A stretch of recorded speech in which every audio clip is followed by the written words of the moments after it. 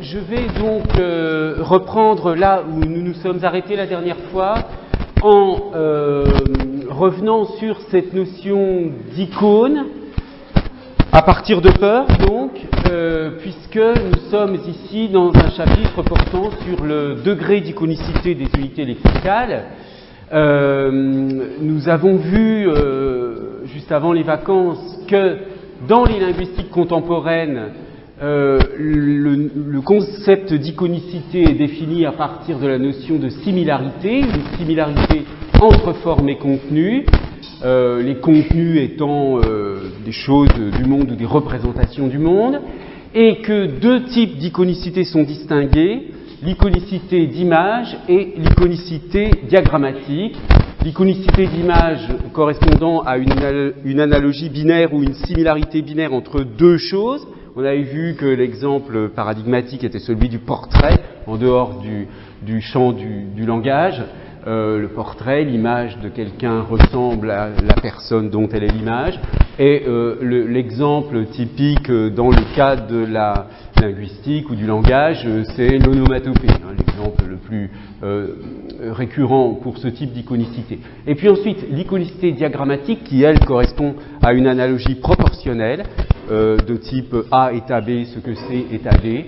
Et nous avions vu là l'exemple de Weni, Widi, Wiki, qui est un exemple là aussi extrêmement reproduit d'auteur en auteur, où on constate que la séquence des signifiants reflète la séquence des événements. J'avais noté, mais ça n'est pas notre sujet là, ce sera le sujet pour ceux d'entre vous qui suivront mon séminaire de master. Je développe cette notion d'opposition au principe de l'arbitraire du signe, mais je le signale simplement ici, puisque cette notion d'iconicité dans sa généralité est entièrement liée à la critique du principe de l'arbitraire. Et puis donc, on a vu que les recherches sur l'iconicité sont inspirées des travaux de Peirce. C'est quoi ce bruit étrange là ? C'est une horloge qui fait... Bon. Alors, l'iconicité chez Peirce, j'avais indiqué, je n'y reviens pas, que l'introduction en linguistique du concept d'iconicité est très largement due à un article de Roman Jakobson qui date de 1965, un article publié dans la revue Diogène, intitulé « À la recherche de l'essence du langage ». Je vous avais donné quelques exemples, notamment des phonestèmes, etc. Mais disons que dans ce texte, Jakobson montre comment le concept peircien d'iconicité peut servir aux linguistes. Pour traiter de toutes sortes de problèmes morphologiques, notamment, qu'on avait vu. Alors, maintenant, quand on entre dans le détail de l'analyse du concept d'iconicité par Peirce, il faut commencer par comprendre ces trois catégories ontologiques fondamentales qui sont la priméité, firstness, la secondéité, secondness, et la tiercéité, thirdness.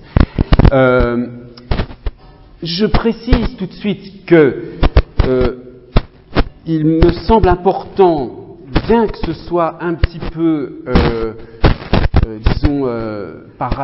périphérique par rapport à notre sujet central qui est celui plutôt de la sémantique, il me semble important de passer par une bonne compréhension de ce concept d'iconicité, et une bonne compréhension de ce concept d'iconicité suppose qu'il soit resitué dans son contexte.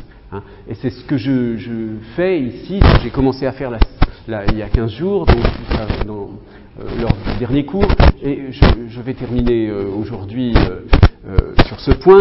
Donc, on va aller au-delà des problèmes qui nous intéressent directement pour essayer de comprendre très très rapidement, parce qu'évidemment, pour le comprendre d'une manière approfondie, il faudrait beaucoup plus de temps, mais au moins avoir une idée du contexte général dans lequel se situe le concept d'icône chez Peirce, pour voir un peu, pour avoir un peu une idée de l'épaisseur de ce concept, qui souvent en linguistique est réduit à la triade symbole, icône, index, et on ne va pas chercher plus loin. Mais en réalité, les choses sont plus fines et plus subtiles que ça. Bon, alors, la priméité, la secondéité, la tiercéité sont des catégories ontologiques, je l'avais dit la dernière fois, c'est-à-dire tout ce qui existe, tout ce qui peut s'imaginer, enfin tout ce que l'on peut concevoir d'existant ou de non existant, pour Peirce, appartient à l'une de ces trois catégories. Et il n'y en a pas d'autres. La priméité, ce sont les choses qui existent seules par elles-mêmes. La secondéité, les choses qui existent en relation avec une autre. Et la tiercéité, chose est assurée par un troisième élément. Il y a un troisième élément qui intervient dans la relation entre le premier et le second. Alors, j'avais, je crois, donné un exemple simple pour fixer un peu les idées de femme pour la priméité, mère pour la secondéité et maternité pour la tiercéité. Hein. Ça peut illustrer d'une manière un petit peu concrète ces trois notions. Mais on va les voir plus en détail. Bon, alors, cette explication requiert une information complémentaire au sujet de la structure du signe chez Peirce, contrairement à Saussure, donc, qui lui appartient à une tradition, enfin c'est même pas une tradition, Saussure invente une théorie du signe tout à fait spéciale, à part, dans laquelle l'objet ou le monde référentiel n'existe pas, n'est pas inclus dans le processus sémiotique. Chez Peirce, la modélisation, enfin la conception du signe est plus traditionnelle. Elle contient trois éléments, avec d'un côté le signe du représentamen qui, grosso modo, correspond au signifiant, à la forme du signe. Alors, il faut faire attention, je l'avais signalé rapidement la dernière fois, le terme de signe chez Peirce renvoie tantôt uniquement au représentamen, c'est-à-dire au signifiant ou pôle formel du signe, et tantôt il utilise le mot signe pour désigner l'ensemble, l'ensemble représentamen, objet interprétant. L'objet, c'est donc le pôle référentiel, c'est le pôle du monde, c'est la chose désignée, etc. Et puis l'interprétant, c'est le pôle de la signification. Alors, ça c'est une simplification très grossière. En réalité, le processus sémantique chez Peirce est en quelque sorte infini. Chaque élément est lui-même signe pour autre chose, mais sur ce point. Alors, j'avais terminé sur cette présentation de la division des signes chez Peirce, qui procède d'une exploitation à deux niveaux du principe de la discrimination des trois catégories ontologiques. Donc, autrement dit, on prend en considération pour classer, disons, les façons d'analyser les signes. Là, vous voyez, quand on dit le signe comme priméité, le signe comme secondéité, ça ne veut pas dire qu'on parle d'un type de signe, mais d'une façon d'envisager le signe. Alors, cette façon d'envisager le signe, elle prend en considération, dans son classement, deux fois la subdivision priméité, secondéité, tiercéité. Elle la prend une première fois à ce niveau-là, lorsque on considère le signe comme priméité, c'est-à-dire le signe en lui-même en tant que représentamen, donc on s'intéresse surtout au représentamen. Et au fond, dire qu'on s'intéresse au représentamen, c'est envisager le signe dans sa priméité. Ensuite, le signe vu comme secondéité, eh bien, secondéité, c'est l'idée qu'on a une chose en relation avec une autre. Donc là, on va prendre en compte la relation entre le signe et l'objet. Vous voyez, là, c'est une priméité, puisque le représentamen est considéré pour lui-même. Je considère le représentamen comme pour lui-même. Donc je suis bien dans la priméité. Je considère une chose pour ce qu'elle est, sans rapport avec quoi que ce soit d'autre. Dans le second cas, il s'agit d'une secondéité, je considère une chose dans un rapport avec autre chose. Donc ici, le signe par rapport à l'objet. Et enfin, dans le cas de la tiercéité, je considère la relation du signe à son interprétant pour un certain objet. Donc j'ai 3 éléments. Donc il va y avoir, si vous voulez, la prise en considération, non seulement la relation entre le signe et l'objet, mais aussi entre le signe et l'interprétant. Il y a quelque chose qui est de l'ordre d'une tiercéité. Et à l'intérieur de chacune de ces 3 grandes rubriques, eh bien, la subdivision priméité, secondéité, tiercéité est appliquée une seconde fois. Donc, certes, quand je considère le représentamen seul, je suis dans une perspective de priméité. Mais à l'intérieur de la priméité, je peux à nouveau voir le représentamen comme une priméité, comme une secondéité et comme une tiercéité. Et là, on va voir, mais je vais l'expliquer après, 3 formes, disons, trois visions du signe, la perspective du quali-signe, du saint-signe et du légit-signe. Je vais expliquer dans un instant. Ensuite, dans le cas où on considère la relation signe-objet, donc on est dans le cas de secondéité, cette secondéité, je peux la voir d'abord comme une priméité. C'est la priméité de la secondéité. Là, c'était la priméité de la priméité, secondéité de la priméité, tiercéité de la priméité. Ici, c'est priméité de la secondéité de la secondéité, tiercéité de la secondéité. Ouais, bon, ça paraît compliqué comme ça, mais en fait, c'est très simple. C'est juste qu'on recommence à chaque fois la même logique. C'est un logicien, Peirce, hein, donc c'est pas pour rien que son raisonnement est extrêmement rigoureux et serré. Et c'est là qu'on a l'icône qui apparaît, vous voyez, comme étant la priméité de la secondéité de l'analyse du signe. Donc, si vous voulez, mon but là, de ces 2 heures de cours, enfin, il y a 15 jours plus une aujourd'hui, puisqu'on ne va pas passer les 2 heures là-dessus, c'est que vous compreniez ça. C'est-à-dire que pour vous, icône, ce soit plus compliqué que juste ça s'oppose à index et à symbole, mais que vous compreniez en quoi l'icône est quelque chose comme la priméité d'une secondéité. Alors, pour l'instant, vous n'avez pas compris, c'est sûr, hein, mais ça va venir, ne vous inquiétez pas. Ensuite, cette secondéité, on peut la voir comme une secondéité, donc c'est l'index, et comme tiercéité. La dernière partie, on va moins s'y intéresser puisque ça engage une dimension qui nous éloigne beaucoup de notre sujet, mais vous voyez, on peut également analyser la tiercéité comme priméité, comme secondéité et comme tiercéité.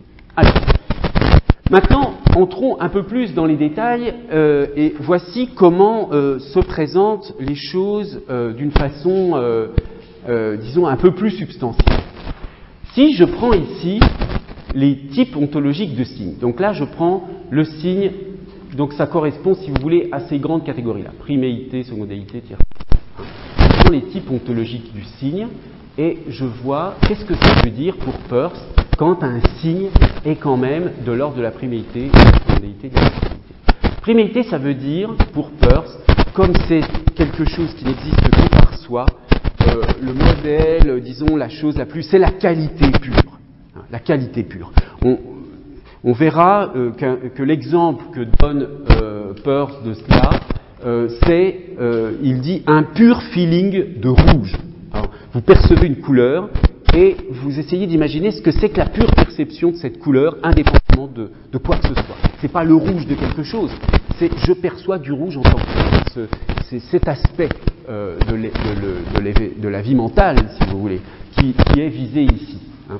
Donc, c'est une pure qualité, c'est une possibilité, là, c'est un petit peu plus compliqué de l'expliquer, mais donc je passe, mais disons qu'on peut aussi voir la priméité comme impossible, mais ça, c'est un point que je ne pourrais pas développer dans le cours.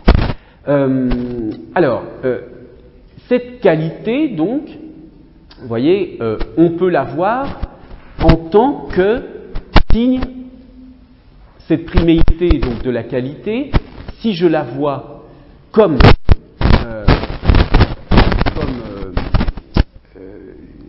une priméité elle-même, c'est-à-dire pour le signe en lui-même, c'est-à-dire quand je considère le représentamen seul, je suis dans ce que Peirce appelle le calysigne. Alors, les exemples qu'il donne, donc vous voyez, le calysigne iconique crématique, c'est-à-dire en fait ce qui correspond à l'ensemble de ces signes, et j'y reviendrai tout à l'heure, c'est le funisme de roue. Ensuite, cette priméité, donc cette idée de qualité, elle peut être vue en tant que secondéité comme une icône. Une icône, donc, dans ce cas-là, ça vise la relation entre le signe et l'objet.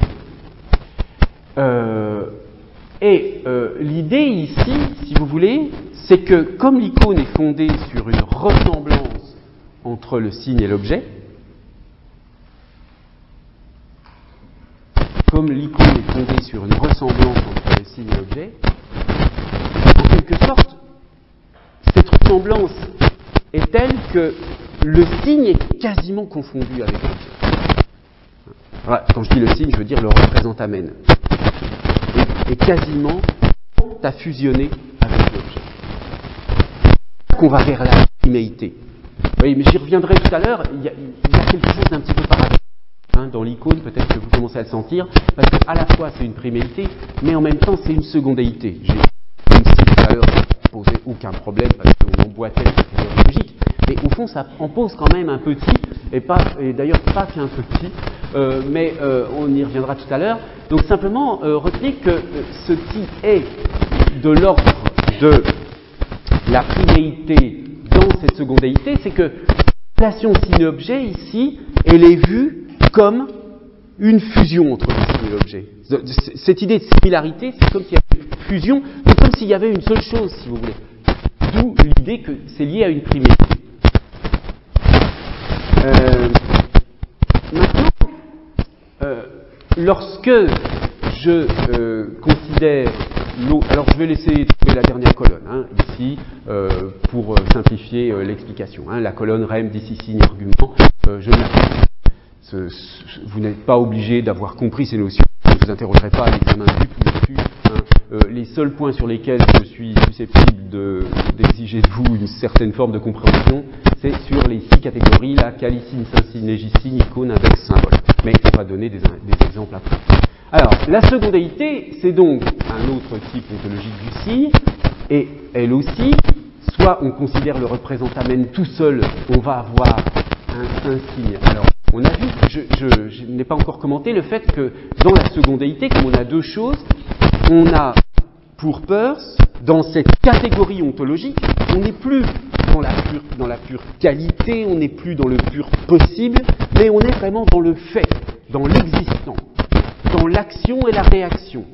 Il y a deux choses, il y a deux choses forcément. Donc,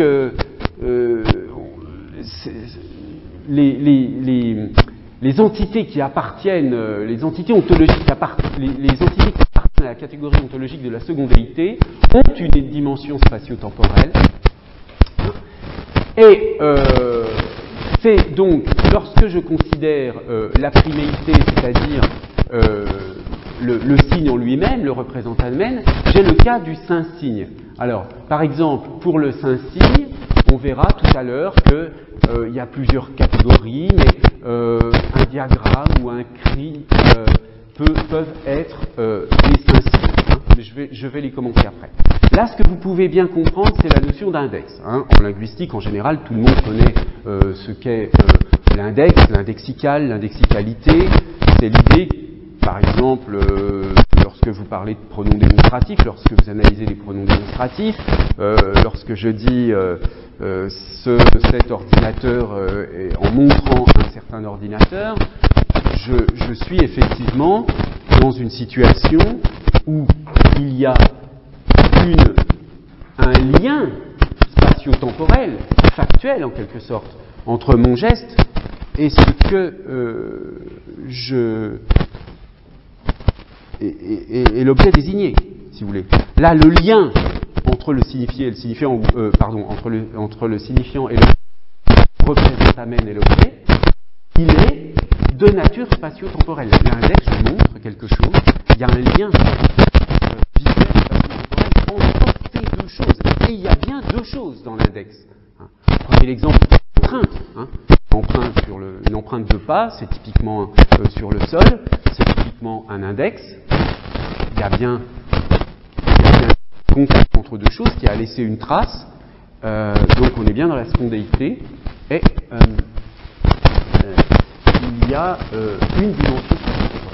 Et puis, au plan de la tiercéité, eh bien, là, les choses qui appartiennent à ce niveau de tiercéité sont pour peur de l'ordre, alors, des lois, des habitudes, des règles, des coutumes, tout ce que vous voulez. Et là, du coup, vous voyez qu'on dépasse la dimension spatio-temporelle. Vous voyez un petit peu, si on prend l'axe du temps, on voit que là, on est dans l'instantané, il n'y a pas encore de temps. Là, on est dans la dimension spatio-temporelle, donc il y a une inscription dans le temps. Et pour la tiercéité, on est dans une dimension omnitemporelle, une loi. On comprend bien. Et bien là, c'est le symbole arbitraire, par exemple, pour le cas du langage. C'est-à-dire que vous avez ici un signe, bon, un mot, par exemple, signifiant du mot chaise, chose qui est désignée, bon, mettons soit une chose, cette chaise, n'importe. Et qu'est-ce qui fait le lien entre les deux? C'est ni un lien de ressemblance, on serait dans la priméité, ni un lien entre deux choses simplement, et qui sont liées d'une manière spatio-temporelle, c'est-à-dire liées d'une manière existentielle, concrète, vous voyez,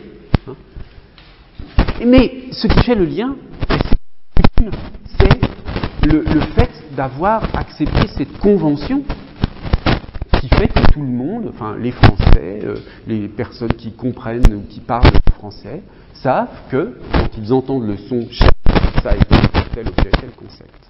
D'accord ? Et le lien entre ce signifiant et ce concept, cet signé, ça n'est qu'un lien fondé sur la convention, sur l'habitude, dans l'ordre de la tiercéité. Alors, maintenant, là, ça, c'est simplement pour dire quelles sont les perspectives dans lesquelles on envisage le signe.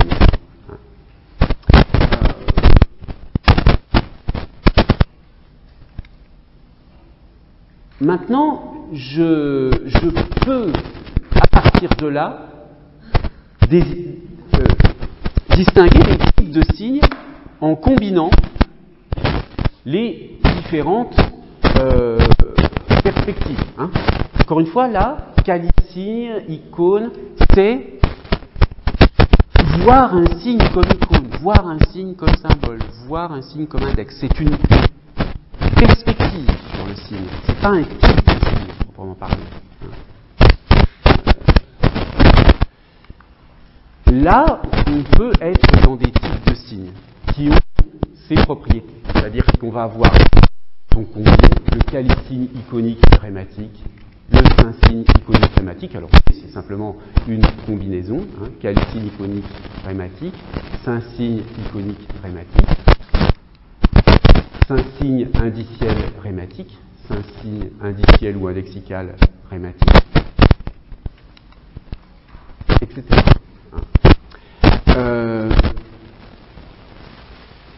Alors, il y a une propriété importante, mais là, juste, pareil, je la signale, mais je ne vais pas plus loin, c'est que, vous voyez que dans le calicigne iconique grammatique, on a les numéros, là, on indique si c'est de la priméité, de la secondéité, de la tiercéité.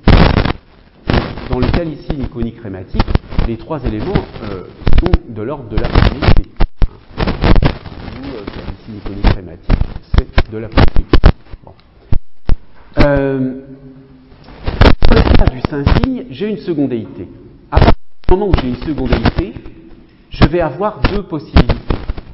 Soit ma secondéité du représentamen, elle est associée à une priméité de l'objet et de l'interprétant, soit la secondéité du représentamen est associée à une secondéité de l'objet, et là j'ai à nouveau deux possibilités, soit ce cas-là est associé à une priméité de l'interprétant, ou à une secondalité de l'interprétant. Mais voyez qu'il n'est pas possible que Si on a un représentamène qui est de l'ordre de la priméité, on est un objet qui soit de l'ordre de la secondéité.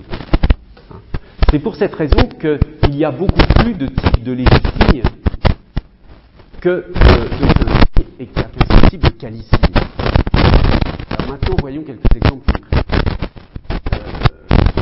Le qualisigne iconique rématique, bon, on ne va pas trop commenter le fait qu'il soit rématique ou dissent, etc.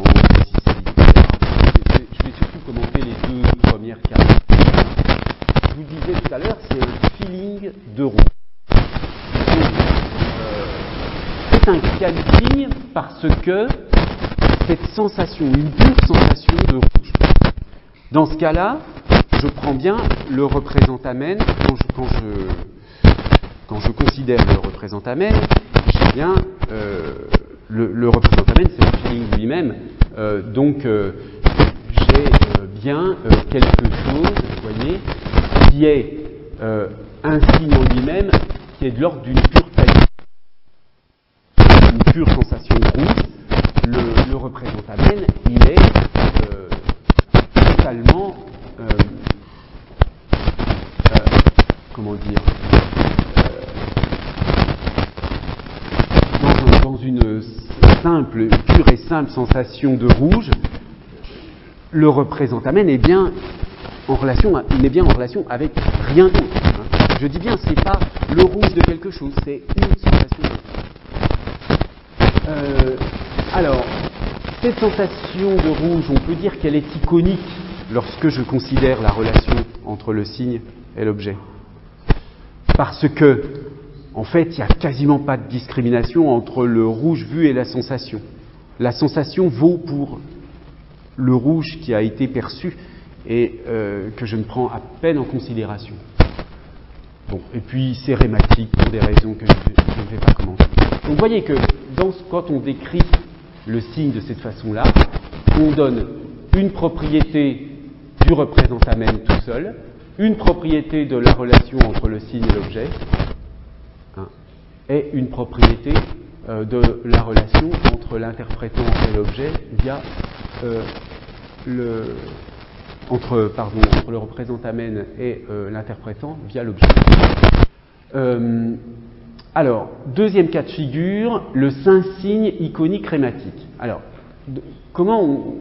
quelle est la différence entre le qualisigne? Le qualisigne, c'est une catégorie quand même un petit peu obscure chez Peirce. Il n'y a pas beaucoup d'exemples, mais parce qu'évidemment, ce sont des choses qui sont perçues pour elles-mêmes en tant que telles, donc ce sont comme des pures sensations coupées de la relation avec ce dont elles sont la sensation. Donc c'est vraiment une catégorie logique assez difficile à illustrer au fond.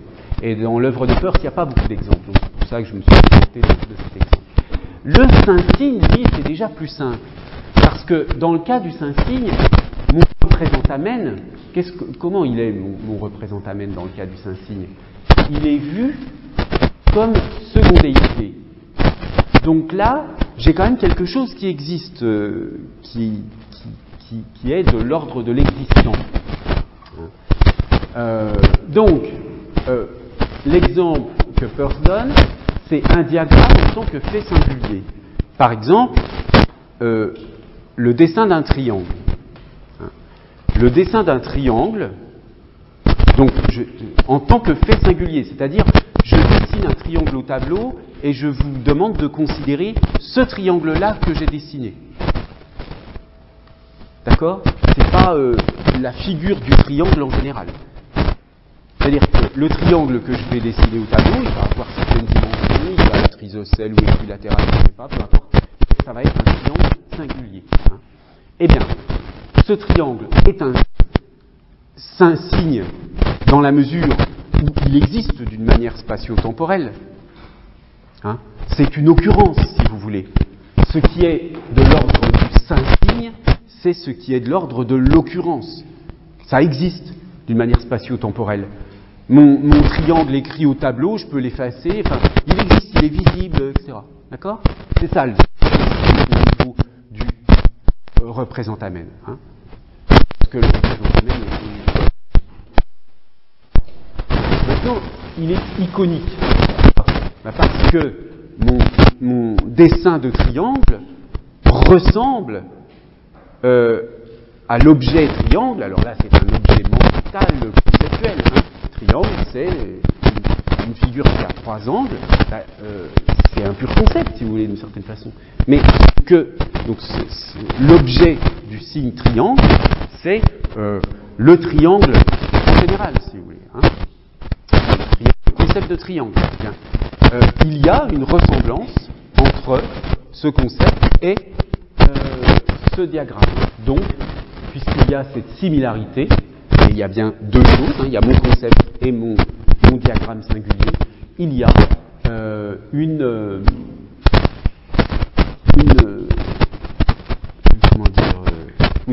similarité, donc de l'iconicité. Bon, et encore une fois, je ne commente pas Rématique 10 ans. Hein, ça, faites comme si je n'avais pas indiqué. D'ailleurs, je l'enlèverai si j'y pense, de la version définitive du PowerPoint. Alors maintenant, qu'est-ce que va être un signe indexical? Alors qu'il soit rématique ou dissent, peu importe. Alors, un cri spontané. Alors un cri, pareil, ça existe de manière spatio-temporelle, on peut l'entendre, on peut le percevoir. J'entends un cri, c'est quelqu'un qui crie. Alors le fait qu'il soit spontané est lié au caractère rématique, mais peu importe. Il est indexical, pourquoi? Parce que quand j'entends un cri, j'entends d'où ça vient et ça me donne une indication de direction, une indication spatio-temporelle entre le signe et l'objet. Ce cri, c'est quelqu'un qui crie, c'est la signification, ça veut peut-être dire, je ne sais pas, mais pour comprendre ce signe, eh bien, j'ai besoin de le localiser d'une manière spatio-temporelle. Et du coup, c'est indexical. La girouette, c'est l'exemple typique du saint-signe indexical, c'est-à-dire que là aussi, j'ai bien un saint-signe, c'est-à-dire un objet réel, existant concrètement, et cet objet qui existe concrètement, eh bien, il varie en fonction du vent, donc il donne son information à partir d'une relation de cause à effet avec cette dimension spatio-temporelle qui est caractéristique de la secondéité. Le légisigne iconique. Alors cette fois-ci, ça va être un diagramme indépendamment de sa similarité factuelle. Cette fois-ci, donc, on passe du saint-signe au légisigne. Qu'est-ce que c'est la différence entre le saint-signe et le légisigne? Tout bêtement, la différence, mais ça c'est une différence qu'on connaît bien en linguistique, entre l'occurrence et le type. Si vous voulez, lorsque, je vous donnerai d'autres exemples tout à l'heure, mais lorsque quelqu'un écrit le mot, ou si vous prenez dans un livre l'article définit le, et que vous prenez à telle page, il y a le mot le à tel endroit, vous considérez ce le particulier. Vous êtes dans le signe. Vous considérez une occurrence du le. Mais si vous considérez le comme article défini en général et qui est écrit 30 fois dans la page, vous êtes au niveau du légisigne et plus au niveau du saint-signe, c'est-à-dire que vous êtes au niveau du type et non plus de l'occurrence. Alors, ici, l'exemple que donne Peirce du légisigne iconique, c'est le diagramme, mais un triangle, non pas un triangle particulier que j'ai écrit, mais ça va être par exemple le diagramme du triangle isocèle. Hein. Peu importe ses dimensions, ce qu'on retient, c'est que c'est le triangle isocèle. Et puis, un autre type, c'est le légisigne indexical, un pronom démonstratif. C'est un légisigne en tant que c'est un mot de la langue, que voilà, quand on considère les pronoms démonstratifs en général, en tant qu'ils sont membres d'une classe de mots, on les considère comme des types, hein, pas comme des occurrences. Eh bien, on est bien dans le légisigne, et puis le démonstratif est indexical lorsqu'il n'est pas anaphorique, c'est bien connu. Pour les légisignes, voilà, je vais passer sur le premier. Le légisigne symbolique, ça va être un nom commun. Le légisigne indexical, ce serait, alors vous voyez, street cry, des pleurs dans la rue. Alors pourquoi légisigne? Parce que à ce moment-là, on ne les considère plus comme quelqu'un de précis qui pleure, mais comme l'idée générale de quelqu'un qui pleure dans la rue. Donc, le signal n'est plus vu comme dans un cri spontané, perçu, qui a une signification qui a une signification qui est pris en tant que signe, c'est-à-dire on prend en considération la relation entre le signe et l'objet. Ici, on ne prend pas du tout en considération la relation entre le signe et l'objet. On prend en considération l'idée que quand quelqu'un pleure dans la rue, il se passe quelque chose en général. Alors voici maintenant des exemples qui sont des exemples linguistiques, qui ne sont pas des exemples de Peirce, mais des exemples très simples qu'on peut donner pour illustrer ces notions. Si je prends l'adverbe enfin. Alors, enfin, puisque c'est un mot de la langue française comme tous les autres, et que le mot enfin peut apparaître, si je le considère en tant que, c'est un peu le même exemple que celui que je donnais tout à l'heure pour l'article défini-le, hein. Si vous considérez le mot enfin dans un livre tel qu'il apparaît 50 fois dans le livre, eh bien, vous le considérez comme légisigne. Vous allez le considérer comme un saint-signe quand il devient une occurrence du légisigne, c'est-à-dire quand quelqu'un va dire enfin. Et là, du coup, le saint-signe, par exemple, il y a un exemple célèbre de Saussure dans le cours de linguistique générale où il dit il y a plusieurs façons de dire le mot enfin. Alors, effectivement, vous pouvez dire enfin pour vous aligner, par exemple, enfin, ou des fois des choses pareilles. Hein. Ou alors, ça peut marquer une satisfaction d'aboutissement. Enfin, il a eu son examen, etc. Enfin bref, je ces deux exemples. Dans ce cas-là, le mot enfin, il doit être perçu dans son intonation particulière. C'est pas le mot enfin en général. Il est perçu dans une intonation particulière, donc il est inscrit d'une manière spatio-temporelle, il est une occurrence du légisigne, et il est donc un saint-signe à ce moment-là. C'est une occurrence particulière du légisigne. Et puis, l'adverbe enfin va être qualisigne quand vous allez considérer les propriétés. Alors là, l'intonation, non plus en tant qu'elle a une signification générale pour tout le monde, mais vous allez entendre quelqu'un que vous ne voyez pas dire enfin, et vous allez reconnaître que c'est votre ami Paul, Pierre ou Jacques qui a dit enfin parce que vous reconnaissez le grain de sa voix. Dans ce cas-là, vous considérez le mot enfin comme qualisigne, c'est-à-dire le représentant pour lui-même. Hein. Voyez la différence. Quand on considère les mots de la langue, il y a cette différence et elle est applicable à n'importe quel mot.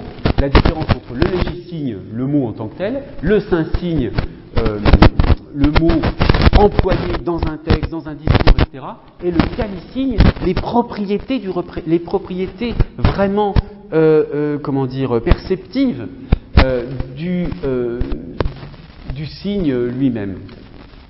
Deuxième exemple, le verbe meubler. Alors, il est iconique, c'est une icône en tant que il est une formation d'origine onomatopéique. Hein. Vous savez peut-être que le bruit de la vache, le bruit que produit la vache, il est symbolisé, enfin il est signifié en français par l'onomatopée me. Bon, on a créé le verbe meubler à partir de ce me. Donc il y a bien un lien là de ressemblance, de similarité entre le verbe meubler et sa signification, c'est-à-dire produire. Enfin, sa signification, c'est meubler, c'est une vache qui produit son son, et ce son, c'est me. Hein. Donc, il y a bien un lien iconique entre le représentamen et l'objet. Il devient indexical si je dis cette vache meuble, puisque cet énoncé renvoie à une dimension bien particulière. Alors bien sûr, c'est en particulier le démonstratif qui qui est un lexical. Mais l'ensemble de la situation me met dans un énoncé à dimension indexicale. Et puis, le verbe meugler est aussi un symbole, puisque, il a aussi une dimension arbitraire, si vous voulez, il relève d'une convention, il y a une dimension de convention dans le verbe meugler, et en tant que lié à une convention, eh bien, le verbe meugler est aussi un symbole. Dans le cas de ici, vient ici est une icône si on considère qu'il y a un lien entre le son I et la proximité. Alors ça, c'est encore quelque chose que je n'aurai pas le temps de développer dans le cadre de ce cours, mais il y a toutes sortes d'arguments assez forts pour dire qu'en français, mais aussi dans un certain nombre d'autres langues, il y a une opposition entre les voyelles très fermées, comme I, fermées, les voyelles, hein, quand vous prononcez un I, l'angle de vos mâchoires est très serré, I. Alors que quand vous prononcez un A, vous avez la bouche très ouverte. Hein, c'est ce qu'on appelle l'aperture des phonèmes, enfin des voyelles. La voyelle A est très ouverte, la voyelle I est très fermée. Bon. Eh bien, cette opposition, si vous voulez, articulatoire entre bouche ouverte ou bouche fermée, elle correspond, dans beaucoup de langues, à une opposition entre le petit, l'étroit, le léger, le mince, le proche pour I, et le grand, large, lointain, lourd pour le A. On a cette opposition. Donc, il y a une ressemblance. Hein. On voit bien pourquoi le I c'est petit et le A c'est grand. Hein. Je ne sais pas si je vous avais déjà donné cet exemple quand vous regardez des livres pour enfants. Les histoires de petites souris, c'est toujours Mimi la petite souris. Hein. C'est jamais Momo la petite souris. C'est toujours une petite souris avec un I. Bon, donc, si j'admets cette dimension, cette analyse phonosymbolique du I, eh bien, en disant que le I renvoie à la proximité, ici est iconique, puisque le signifiant de ici est lié à l'idée même de proximité, par opposition à là. Donc, hein, ici, proximité, voyelle fermée, là, lointain, voyelle ouverte. Mais ici est aussi indexical, puisque, voilà, comme disent ces adverbes, il renvoie à la situation spatiale du locuteur. C'est un indexical au sens classique en linguistique. Mais c'est aussi un symbole, puisque, il est dans le dictionnaire, c'est un adverbe de la langue de n'importe quelle. Vous voyez, donc, un mot n'est pas soit une icône, soit un index, soit un symbole. Il a une dimension iconique, une dimension indexicale, une dimension symbolique. C'est quand même beaucoup plus subtil que de dire, voilà, ça c'est un index, ça c'est un symbole.